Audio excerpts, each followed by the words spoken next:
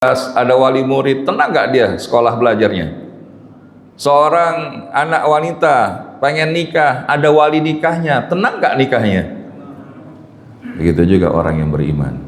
Apa yang bisa membuat dia tenang ketika menghadapi masalah? Selain ketika Allah menjadi walinya orang-orang yang beriman. Makanya para wali-wali Allah itu, ala inna awliya Allah la khaufun alaihim walahum yahzanun. Ketahuilah, ingatlah sesungguhnya para wali-walinya Allah itu mereka tidak ada ketakutan dan kesedihan di dalam hidupnya. Maksudnya apa? Dalam konteks yang berlebihan. Mereka pernah sedih, wajar, namanya manusia. Takut, sekedar takut yang sementara, tidak takut yang kemudian berlebihan. Maka oleh karenanya Bapak Ibu, Allah waliyul ladzina amanu yukhrijuhum minaz zulumati ilan nur. Kadang Allah menghadirkan kegelapan di dalam hidup kita justru ingin mengenalkan cahayanya Allah di dalam kehidupan kita, untuk mengenalkan dirinya Allah kepada kita Bapak Ibu. Sehingga dari situlah yukhrijuhum minaz zulumati ilan nur. Maka Allah akan mengeluarkan mereka dari kegelapan menuju cahaya kehidupan. Dan salah satunya hari ini bagaimana kita mendekati cahaya. Maka inilah yang kita maksudkan ketika hadir di majelis ilmu. Kita sedang mendekati daripada sumber cahaya, yaitu apa? Cahaya Allah subhanahu wa ta'ala. Karena banyak juga di antara manusia seperti hewan larang yang datang dari kegelapan mendekati sumber cahaya. Di antaranya cahaya apa? Dunia gemerlap alias clubbing. Karena dirasa kalau datang ke clubbing itu minum minuman keras, bermaksiat, itu hidupnya akan tenang, masalahnya akan beres. Ternyata yang terjadi apa? Makin kacau. Tapi kalau kita hari ini datang ke majelis ilmu, mengkaji ayat-ayat Allah, maka inilah hakikatnya kita sedang mendekati sumber cahaya.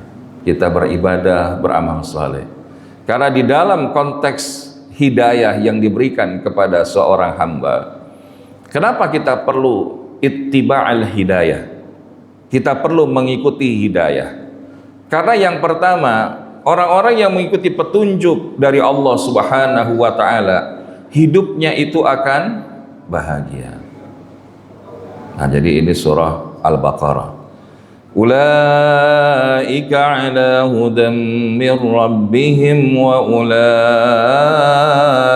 humul muflihun. Mereka itulah orang yang tetap mendapatkan petunjuk dari Tuhan mereka, dan merekalah orang-orang yang bahagia. Falah itu bukan hanya sekedar beruntung Bapak Ibu. Jadi ada al-falah, itu yang paling tinggi. Kemudian ada di bawahnya itu al-farah ataupun al-fauz, ya, faza fauzan azima, itu di atas daripada farah. Farah itu gembira. Gembira, menang, tapi falah ini bukan hanya beruntung tapi bahagia. Qad aflahal mu'minun. Tapi juga dalam format atau bentuk yang lain, ulaika humul muflihun. Mereka itulah orang yang beruntung. Siapa? Orang-orang yang bahagia, orang yang hidupnya ngikutin petunjuk dari Allah subhanahu wa ta'ala. Di mana petunjuk Allah? Ya di dalam Al-Quran. Gimana jalanin Quran? Yang ngikutin sunnah Nabi. Inilah yang kata Nabi, taraktu fikum amrain ma in tamassaktum bihima lan tadillu ba'di abadan, kitabullah wa sunnati.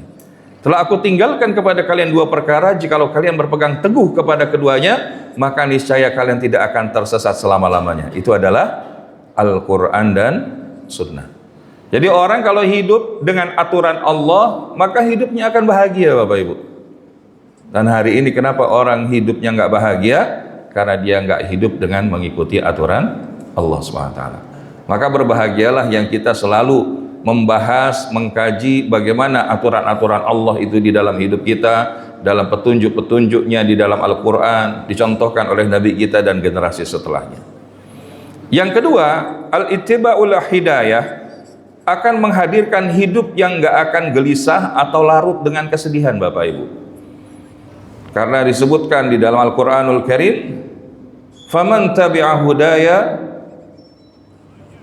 barang siapa yang kemudian dia mengikuti petunjuk dariku, niscaya mereka tidak ada kekhawatiran dan juga tidak pula mereka itu bersedih hati. Fala khaufun 'alaihim wa la hum yahzanun.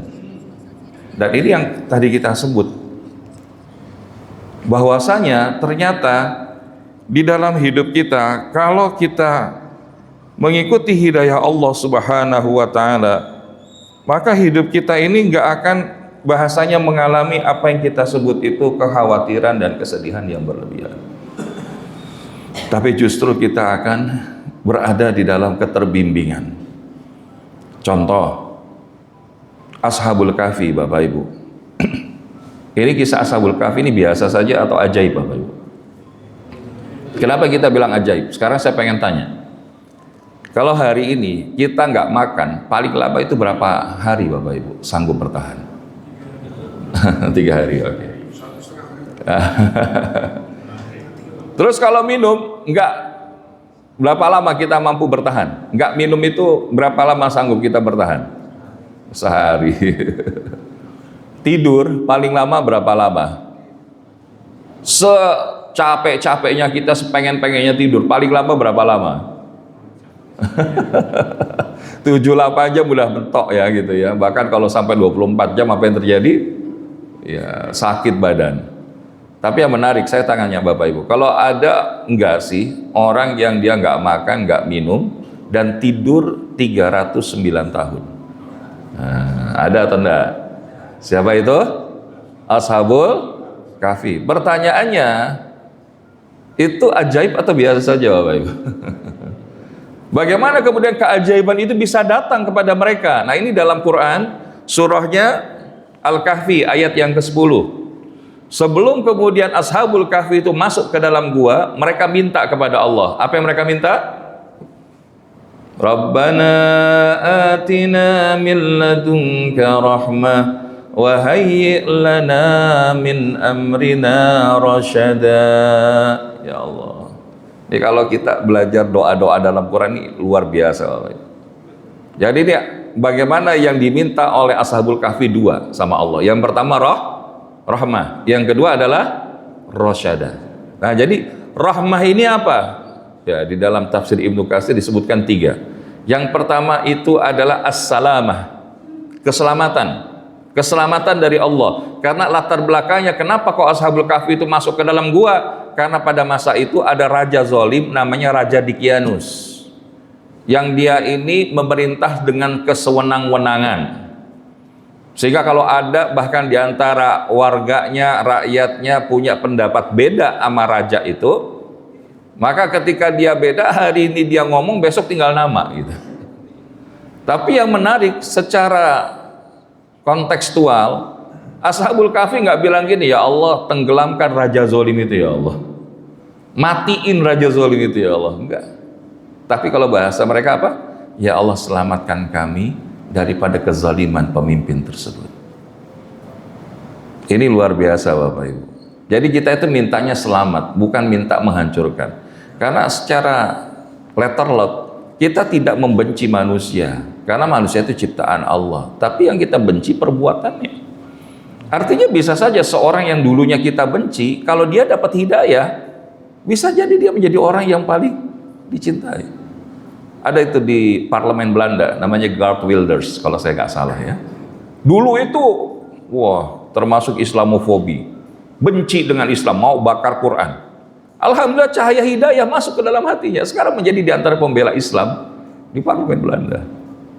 Jadi orang itu bisa saja berbolak-balik. Ada orang yang dia kelihatannya soleh, karena satu dan lain hal masuk barisan sakit hati, bisa saja murtad dari Islam. Gitu. Maka oleh karenanya yang diminta oleh Ashabul Kahfi keselamatan.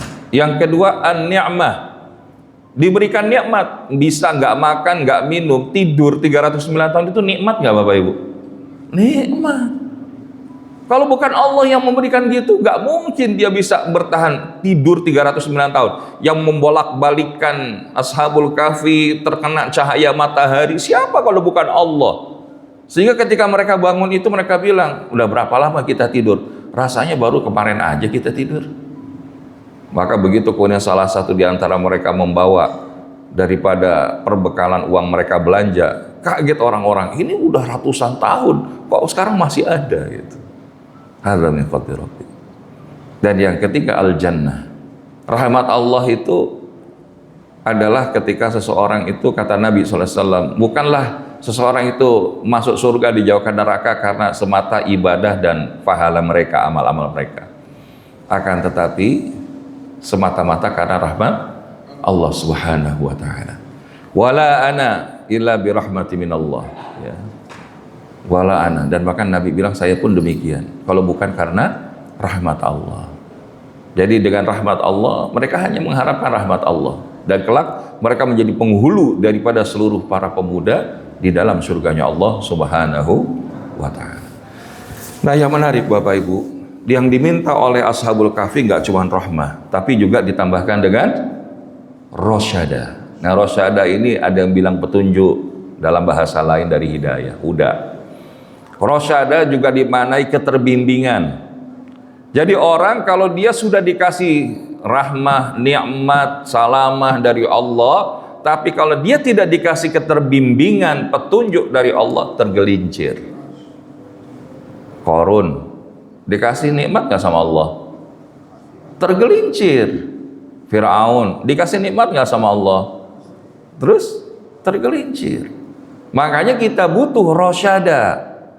Karena dengan kita mendapatkan keterbimbingan dari Allah Subhanahu wa taala, maka niscaya hidup kita itu akan dijagain sama Allah. Termasuk dari apa tadi? Kesedihan, daripada kekhawatiran. Dia nggak khawatir selama Allahnya bersama dirinya. Kalau Nabi Musa waktu udah mentok di depan Laut Merah, di belakang dikejar sama Fir'aun, maka Bani Israel bilang gini, wahai Musa, itu di depan Laut Merah, di belakang dikejar Fir'aun. Gimana nih ceritanya? Kalau Bapak Ibu jadi Nabi Musa ditanya Bani Israel kayak gitu, kira-kira jawabannya gimana Pak? Waduh, nggak tahu juga nih. Kayaknya kita doa bareng-bareng aja dah. Ini mungkin kesempatan kita terakhir doa gitu. Tapi kata Nabi Musa apa? Kalla inna ma'iya rabbi sayahdin. Kata Nabi Musa apa? Sekali-kali nggak bakal mereka itu bisa ngejar kita, nggak bakal kita tersusul oleh mereka. Kenapa? Inna ma'iya rabbi sayahdin. Sesungguhnya bersamaku ada Allah, dan Allah pasti akan memberikan petunjuk kepadaku. Rasulullah Muhammad ketika dikejar oleh para pembunuh yang ingin membunuh Rasulullah, waktu Rasul akan hijrah, maka beliau berada di Jabal Thur bersama dengan sahabat Abu Bakar Siddiq radhiyallahu anhu.